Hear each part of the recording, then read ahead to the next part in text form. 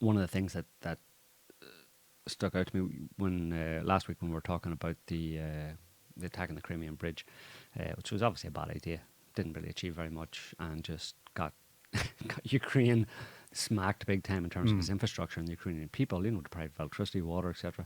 Just such a bad idea, for some kind of propaganda victory or something that lasted 2 days, 3 days maybe. Anyway, I remember that in about a week before that happened, there was lots of the US and other NATO countries all advised their citizens to leave Ukraine.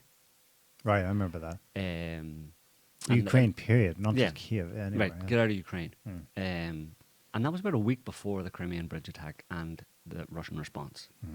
Kind of suggests to me an element of theatre in all this. Not that it's all fake, but that there's a lot known by both sides of the intentions ahead of time. Of the intentions of the other ahead of time.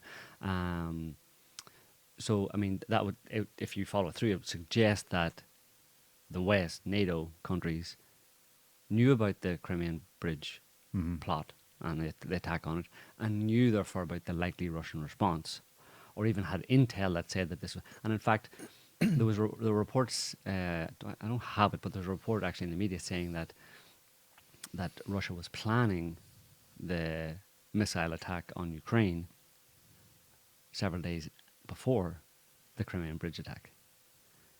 So it even opens it up to the idea that Russia knew that there was some imminent, there was intelligence chatter they were picking up of an attack that might come to fruition on the Crimean bridge, in which case we will implement our response, which will be this response. So it's almost like playing a game of chess. You know what the other person's series possible range of moves are. Do you know what I mean? There's a limited range of responses that your enemy can take to your provocations or your attack against them. Well, the Kerch attack was laid out as revealed by Kit Clarenberg, who wrote for the Grey Zone. Was laid the whole thing was fleshed out by British intelligence, who suggested it as a possibility for Ukraine to follow sometime this summer. Mind you, that was with missile strikes, so it wasn't exactly the same scenario. But it means, of course, these really things matter. are gamed into anticipating what the other side's going to do, such that when the bridge strike happens, they don't then sit down in the Russian Ministry of Defense and go, what are we going to do with this? Will we do this one and this one? I don't think that one. No, that's all worked out before. They know. And they don't sit down and go, what will we do in response to this? They don't have to start it up from a blank sheet, So just to flesh it out, and I suppose to cut to the chase, although you can build it up as you want, we're not saying nuclear war is something to just be dismissed out of hand. We're saying that most likely all leaders concerned understand that too, and that we're not about to go from the level of proxy warfare it currently is at right up to there. There are many other things possible in the meantime, and we're going to try and suggest one possible trajectory for the next stage or tack direction this thing takes. The stuff. There's something going on in the past few days, over the past week. Really, you have a significant build up of Russian troops in Belarus. And how significant? I've got to figure some more tea. 70,000. Nuts. 70,000 Belarusian grouped with 100,000 Russian. That's almost the volume of soldiers they started. That's all Belarus's. 70,000 would be all of Belarus's military. I mean, this is a small country. What's the population of Belarus? 9 million. No, it's small. Yeah, it's Belgium size. Yeah. It doesn't really have a very effective military, which is why it has this close relationship with Russia. Russia basically is it's a protectorate. Essentially, Belarus is a it's a close ally, close ethnic, political, religious, everything ally of Russia, has been for quite a long time, and used to be part of the Soviet Union, obviously. So and on its position on the Russia's western border with Europe, obviously makes it strategically important. So there's no way Belarus was ever going to be an independent country, I mean, it'd be worse than Ukraine in a certain sense, This is it's in the Washington Examiner. They quote Who's this dude? They quoted dude J. Jason J. Smart, who is 2010 Russia and Belarus lifetime ban for working against Putin. He's a special correspondent for the Kiev Post. Okay, anyway, so this is it. He says Russian troops pour into Belarus by the trainload. Of course, look down. If you go down to the first tweet there, that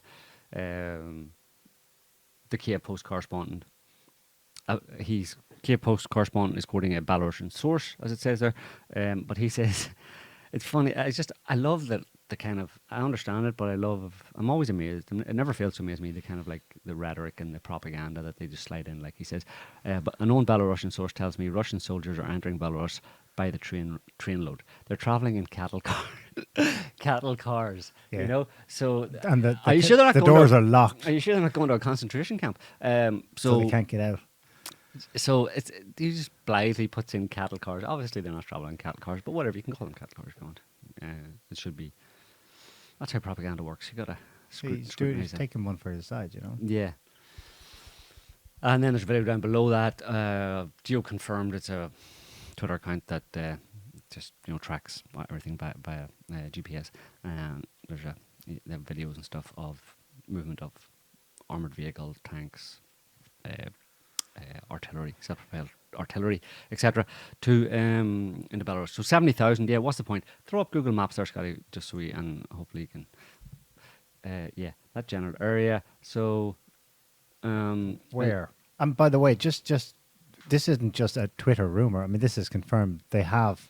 Yeah, well, moved. Lukashenko has been talking about this for the past week. About he talks about threats that they've aware of threats. Yeah, against terror threat. Terror threat. They're upping their terror.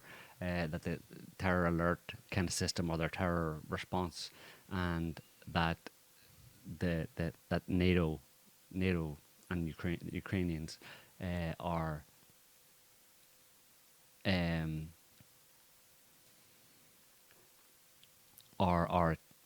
planning something. He said basically planning some kind of provocation. Yeah, I have his remark. Go Do you want me to say ahead. it? This is reported in the New York Times. Of course, they throw in their little bit of a twist in rambling remarks, whatever, reported by the state news agency Belta, or Belarus. Mr. Lukashenko said that work had already started on the formation of what he called a joint regional group of troops to counter, quote, possible aggression against our country, end quote, by NATO and Ukraine. Yeah. So it's open. Yeah, it's actually in that article. Just put that article back up for a second, Scotty. Just go down to the text below. Yeah, those 4 paragraphs or so there. Given the worsening on the situation on the western borders of the Union state, which he means, but he's saying Border Belarus, with Poland. which is exactly So he's talking about the worsening situation on the Polish border of Belarus. That's Poland. That's surely there's nothing coming from Poland, right? This is all about Ukraine, right? He says we agreed to deploy a regional group of forces of the Russian Federation and the Republic of Belarus.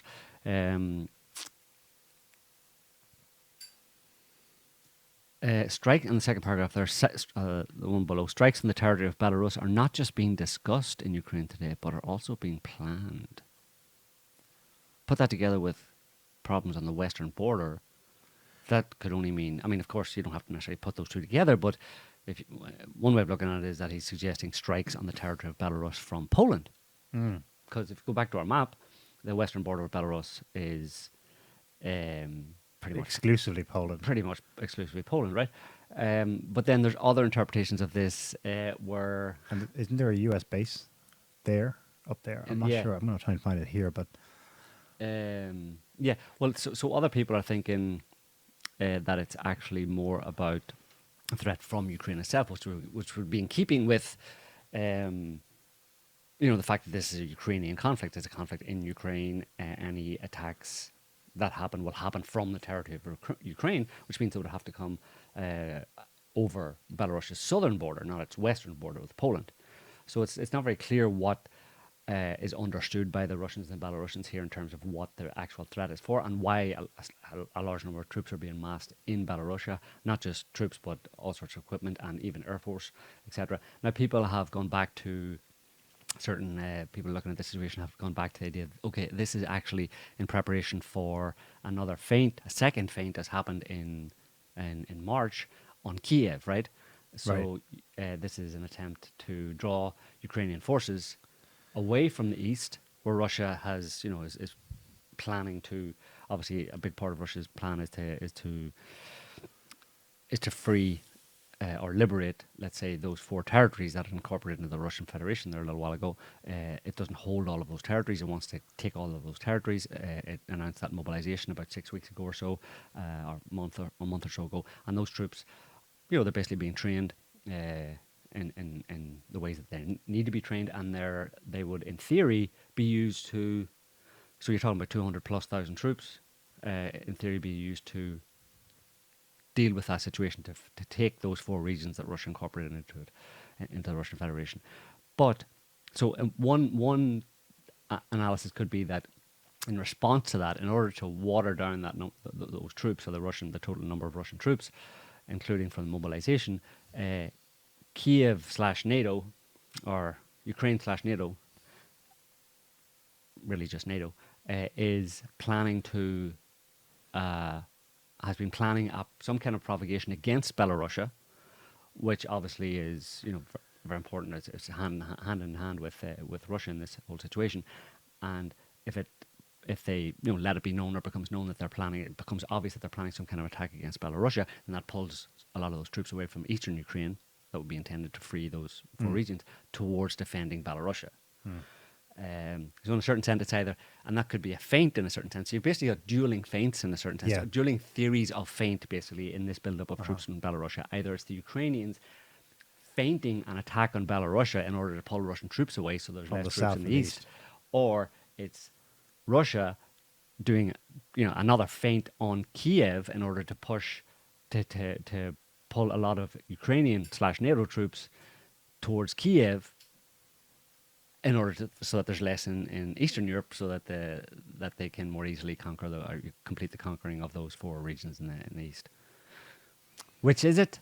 And is there a possibility that this would? I don't think it's another feint. Basically, I don't. I mean, obviously you can do feints as many times as you want, because feints are, the person that you're doing feints against can never be sure that the feint isn't actually not a feint; it's actually real, right? So even though they had this feint Around Kiev. in March, Yeah. that did draw a lot of troops towards Kiev and allowed the Russians to, make a lot of progress in the east. I don't think they're planning to do anything with Kiev right now. I don't think they're planning a lot of the, on Telegram and stuff. A lot of the pro-Russian channels would like to see Kiev taken, because that's the end of the war, right? Basically, once Kiev, they've said it all along. Once Kiev is done, it's done. Once you take Kiev, it's the war's over. It collapses and everything's good. So they really would like it to be a situation where there's a push from Belarus, south of Belarus and Russian troops towards Kiev to take Kiev. But I don't think that's going to happen, because that's not as easy as it sounds. So I think, in my opinion, it's more likely to be a situation where there's a known threat that has been built up over the past while towards Belarus from Ukrainian/Polish/NATO troops to start something there. And it could be a feint, it could be pretending, it could be real. But either way, Russia has to put troops. The threat is serious enough. Because the whole thing about a feint is you're not just pretending, you're actually putting a lot of troops and hardware in a certain area. And you can just take them away, in which case it's a feint, or you can use them. And the person who that's directed against does not know, can't know for sure. So the person has to respond to that build-up of troops, whether it's a feint or not. So that's basically what we're seeing now, 70,000 or whatever troops. Somewhere... 170. If RT is correct, 170, it's 70,000 Belarusian and 100,000 Russian soldiers. Yeah, it's hard to know the exact numbers. It's still ongoing, so...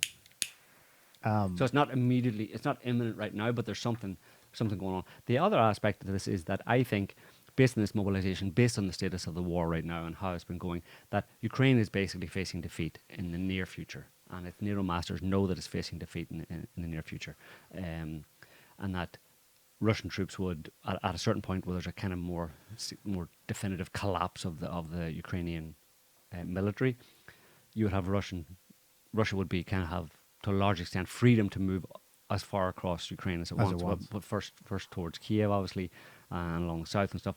And the NATO and the EU, US, basically, I think, especially Poland, has always had designs, because it's on their border, it's their strategic interest, whatever, had designs on Western Europe, especially since this war started, has had designs on Western Ukraine, Ukraine, but yeah, sorry, Western Europe on Western Ukraine. too, in a So sense. basically along the border with Poland there on the left, past Lviv, to a certain extent, however far into Ukraine. And of course, if they were able to, that might be another situation where we have an escalation of the conflict where it becomes actual NATO/Polish troops moving into Ukraine, which is a big escalation because that hasn't happened yet. I mean, of course, everybody knows that NATO troops, Polish troops, US troops, there's quite a number of them in Ukraine for quite a long time actually fighting, but they're all under different flags, right? Or all under Ukrainian flags. They're not under NATO flag. But certainly, if NATO believed that it's all gone wrong, Inspector, and Russia was going to take and could eventually take all of Ukraine, possibly, or at least put all of Ukraine under its influence, Poland, under NATO stewardship, would probably want to take a chunk of Western Ukraine. But in that case, Belarus would be very unhappy with that. And by Belarus, I mean Belarus and Russia would be very unhappy with that, because any movement of NATO, a NATO country, i.e. Poland, or NATO troops, taking part of that western part of Ukraine, that means they're taking part of the southern Belarusian border as well. And that's a big no-no for Belarus and Russia, is any encroachment, because you're basically, that's NATO moving even closer to quote-unquote Russia's borders, even though it's Belarusian borders. And Lukashenko said that there's no way we're going to allow any NATO occupation or control over any part of Ukraine that's on our border. On our southern border, right? On our southern border. Well, Because we here's already a have a question. problem on our eastern border, Is there any or evidence western of, border. beyond what I mean, who the hell knows? Is there any evidence of amassing of NATO forces on Poland's border with Belarus? That would all be kept on the lowdown. Yeah. But it's interesting that the Russians freely advertise it. It's reported, RT, elsewhere. But NATO side, stum, nothing. Yeah, but because you don't, I mean, the big secret here, the big thing, the red line in a certain sense for NATO is the thing they want to avoid doing until they absolutely have to, and they would really prefer to never have to do it, is have official NATO troops under NATO flag and insignia, etc., actively engaged in the conflict in Ukraine, which means actively engaged in conflict with Russia. That's, you obviously know that's the thing they've been absolutely trying to avoid. It's kind of like, I gave you the analogy the other day there, or today actually, of like me going out on, it's a kind of bit silly, but I think it's more or less appropriate, me going out onto the road, the public highway, and throwing stones at my neighbour's house. And by doing that, he cannot claim, I won't admit, and he cannot claim that it's actually me doing it, because I didn't throw the stones from my yard into his yard at his house. Right. If I do it from the road, it's public road, it's like, well, it could be anybody, right? Well, it's just some person on the road, right? Or whoever was walking on the road that day. That's who's attacking. But he knows, and I know, that it's me. Mm-hmm. But I make sure not to throw any stones from my property onto his property, only from the public road. And then in how ridiculous anticipation, it is. I prepare for defense by watching the road, because that's where they're going to come from retaliation. Right. I won't say it was him Right. per se. Right. I'll pretend it wasn't him. So I suppose our point here is there's a lot more scope for more proxy warfare. Absolutely. Eastern Europe's a big place. Russia's border with all these countries is big. There's a lot more capacity in this for NATO war games. Yeah. NATO, smelling of roses. It stinks at this point, and most of the world knows it stinks, but it's still, it's passing off to its own audience anyway. Western golden billion, that no, we still smell of roses. He's the evil invader. He's the overt aggressor. We're just so. Yeah. But And you think this is imminent, I think or it's imminent being it's contingent on the next thing. on the on the availability of most of those mobilized troops. And like I said, I don't know if I said that or not, but anyway, it's about 6 weeks to 2 months of training.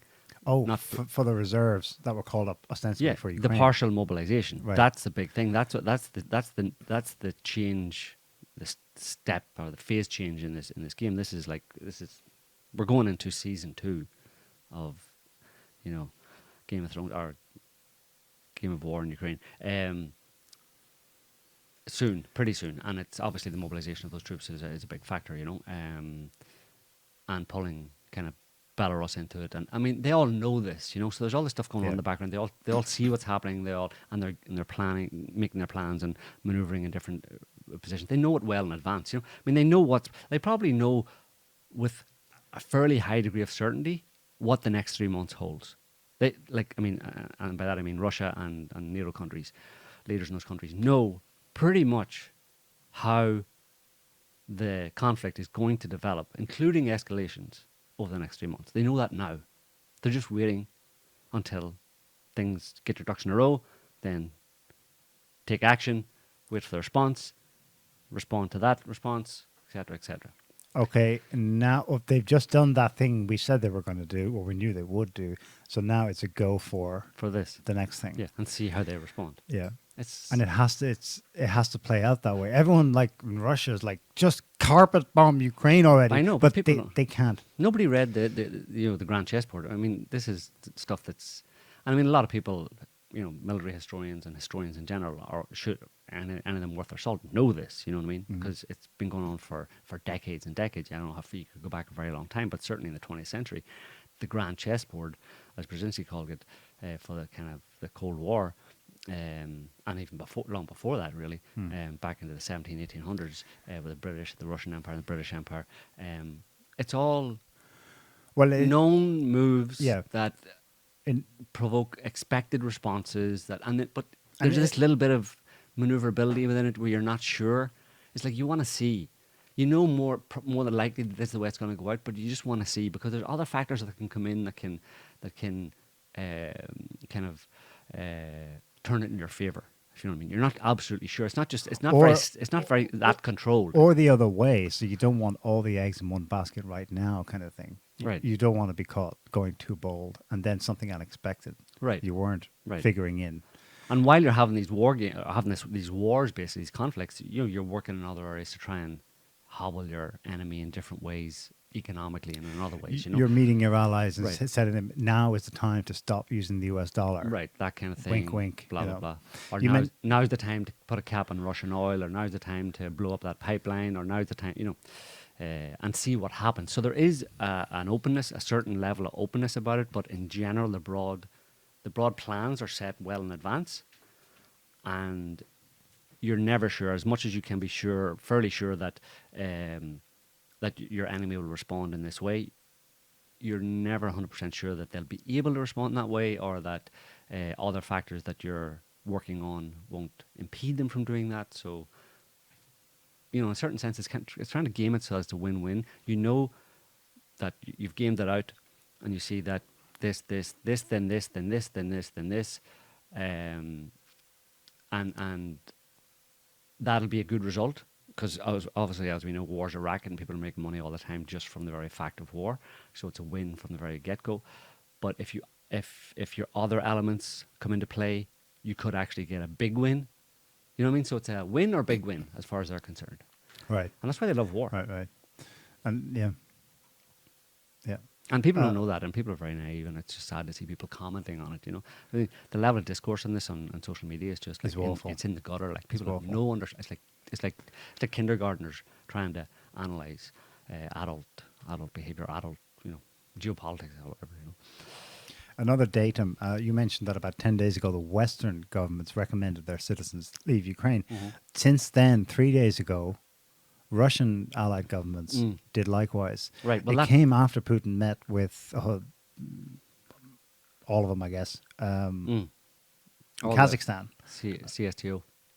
I don't think it was Not well, it all was of them, CSTO but countries. most of It those was the countries, Stans, Belarus, Well, in the of course, past few but days, also China. Yeah, in the past few days, China, Kazakhstan, Kyrgyzstan, Uzbekistan, Turkmenistan, Tajikistan, obviously Belarus, the two Serbia, who's not Serbia actually included not just advising their citizens to leave as soon as possible, but they temporarily closed their embassy in Kiev today, and Egypt as well said citizens leave. So it's a good kind of rule of thumb because it worked with you had NATO countries announcing that that suggestion to their citizens or to leave in about a Before the week Kerch before the bomb, Kerch bridge, followed by the airstrikes. the missile strikes across Ukraine. I, I don't know. So when countries do that, you know that it's a good kind of rule of thumb that They know something that the is next thing is fairly about to be soon, played some by new both thing. sides. I Yeah. mean, it could just be another, but who knows when the next, like I said, a kind of phase change up to something a bit more dramatic, you know. But again, still relatively controlled because it's known in advance, right? Um, that's what scares people is the idea of this wild card. You know what I mean? That it can a crazy person can just make a mistake and start a nuclear war. It doesn't really work like that. You know, at this level, it doesn't. At this point in time and the point in history, that's not how it And works. You that's know. because of the very thing that they're shitting their pants over, MAD. Mm. MAD guaranteed there will be no more big grabs by anyone, no big sudden moves by anyone. Mhm. Ever since 70 years ago, Mhm. well, certainly since the Russians, the Soviets got the nuclear technology, under that envelope, it basically forced it's primitive, but that's where human beings are at. It forced them to become more. I was going to say civilized. Geez, I don't know if that's the right word after the history of American wars in the last 70 years, but Mhm. think about what worse things could have happened if they had actually deployed use of a toy. But when everyone else is locked in by the same threat, it forces far more pragmatic, step by step escalatory. Mhm. And eventually, there's always a settlement, peace of some kind, Mhm. usually a big money settlement. Mhm. It locks it in. Mhm. MAD is a factor here, but it means that it's ruling it out and forcing proxy war to continue as such. Mhm. Mhm. The other thing you were telling me earlier, like, um, you've already covered it, I think. Mhm. The uh, Belarus, why Belarus? Because it's another possible avenue for both Washington and Moscow to avoid having direct. Mhm. Yeah. It's just another possible Mhm. war zone, and that's unfortunate for Belarus. But they know that. Right. Lukashenko, obviously, I'm sure he would prefer that not be Mhm. the case. But can you go back to that Examiner article? That this last quote Mhm. was interesting as well. It seems blasé, like it was just thrown out there. But maybe we should believe him when he says it. The very last one, he says, "You read the first part. Mhm. Here's the second part. Their owners, that'll be people really running Ukraine today. Yeah. Their owners are pushing Ukrainians to start a war against Belarus to drag us there, Belarusians. We have been preparing for this for decades. If necessary, we will respond." Yeah.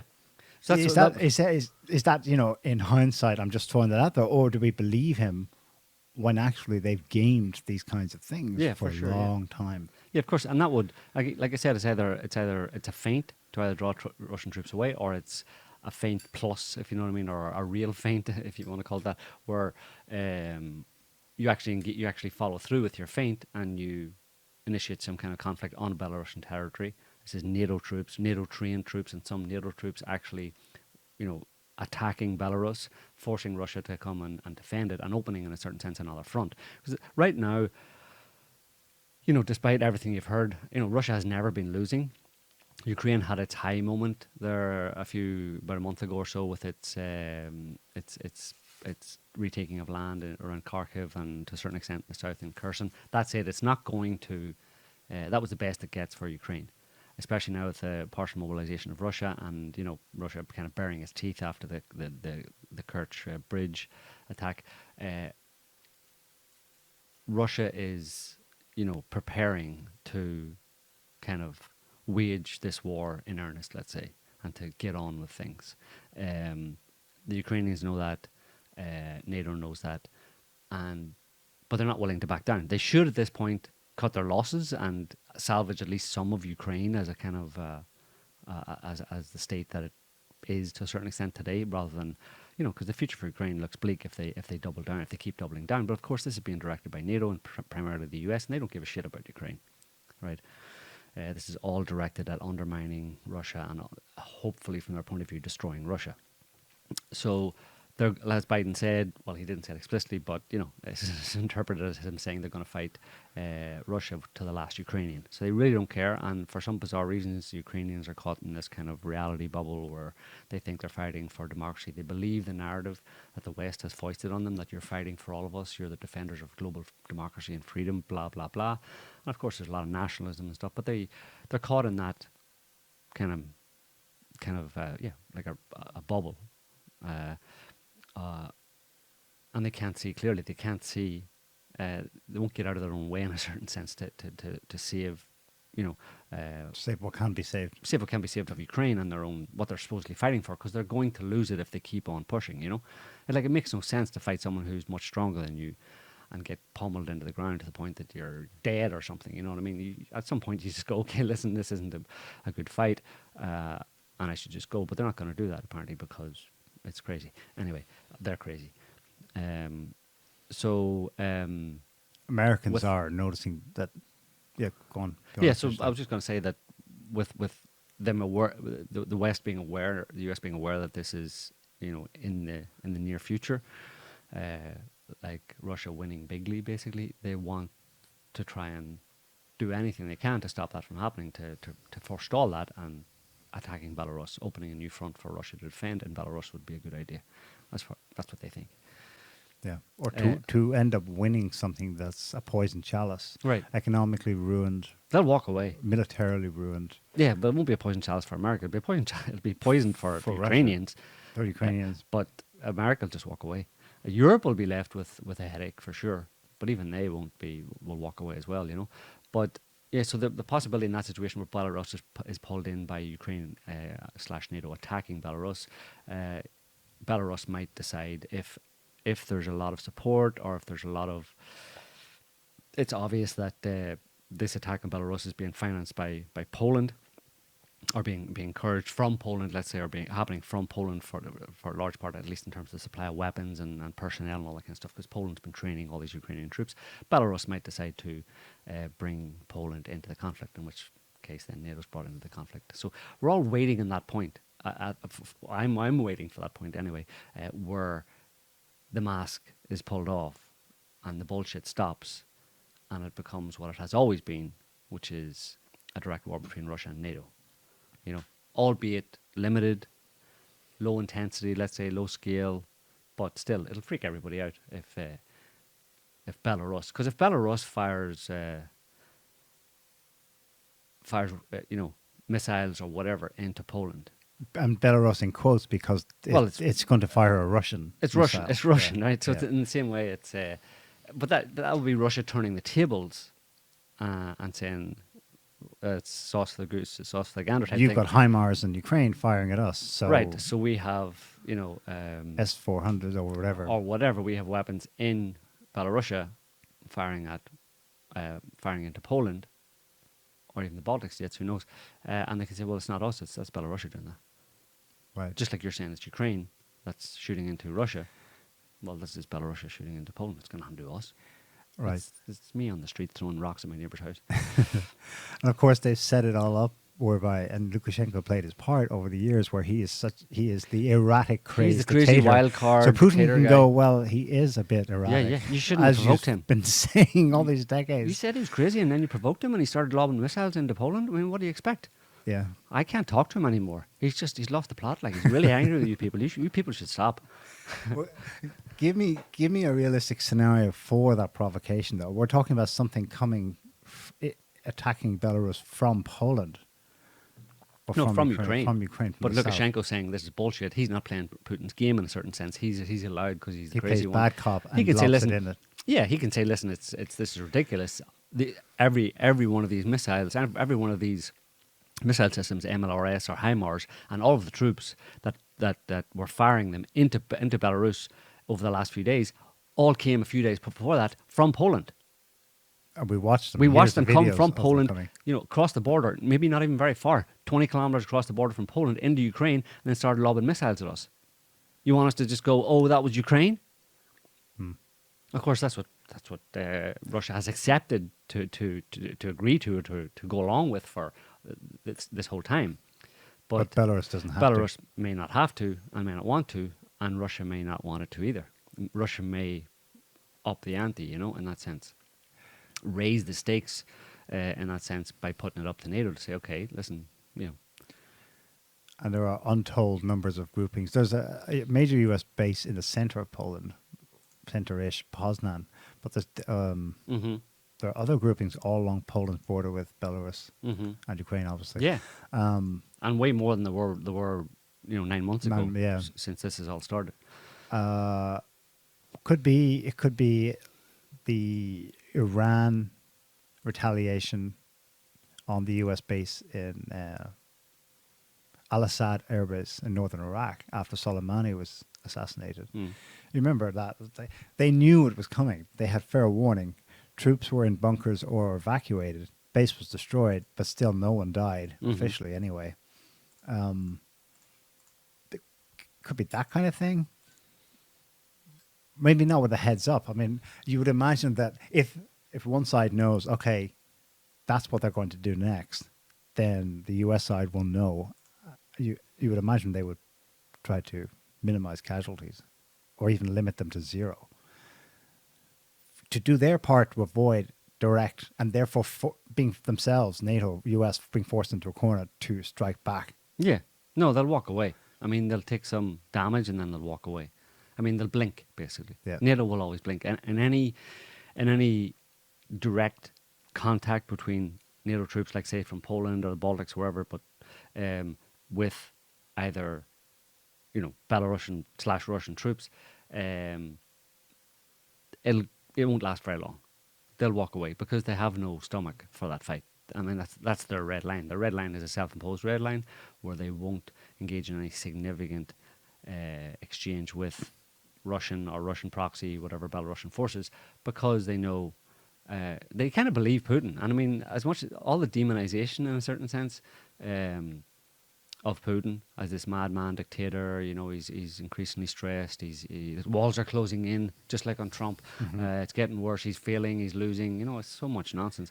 But anyway, and it's making him crazy, and he's acting more and more rational.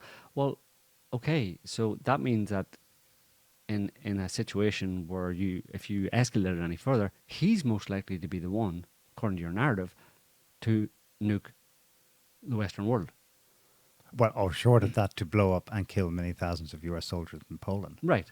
Or yeah. He's not messing around. You've said that he's not messing around. I mean, they admit that. As much as they say he's crazy and a madman, dictator and stuff, he's not messing around. He's a rational actor at the same time.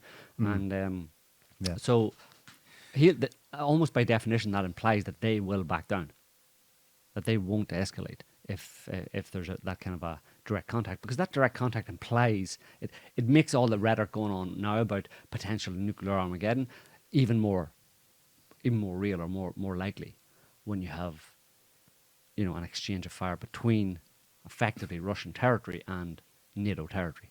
That's the red line. That's an attack on one is attack on all. That's Article 5 of NATO. That's where you have to all get together in a room and go, what do we do now? And have a talking shop and then go, let's just let's go away and think about it. And we'll reconvene in a few months and see what we think. That's NATO's Article 5, basically. Yeah. Well, what happened in the Iranian revenge attacks for the assassination of Soleimani was that there was a kind of curveball that came in at the last minute that meant that the entire world's focus of discussion for the next month until COVID came along later that month was not on the significance of the Iranians using homemade ballistic missiles to destroy an American base in occupied Iraq. That should have been a win, a propaganda / actual military victory for Iran. No, the whole world focused on the shooting down of the airliner, right? Because there'll be twists like that. There's got to be some propaganda out for the United States. You're right. I agree. They'll back down, but they'll back down in a way that the world's not talking about the fact that they back down. They cannot have people notice. That's a much defeat. less talk about. That's the when Stoltenberg said recently that they have to win in Ukraine because a defeat in Ukraine is a defeat for all of us, which is, people assumed he meant a defeat for NATO. If Russia wins in Ukraine, that's a defeat for Ukraine and for NATO. And the Russian government actually said, well, that seems to be a tacit admission that NATO is directly involved in this conflict. And it's like, it's annoying to play these silly games. Like, it's so transparent, but that's diplomacy for you, right?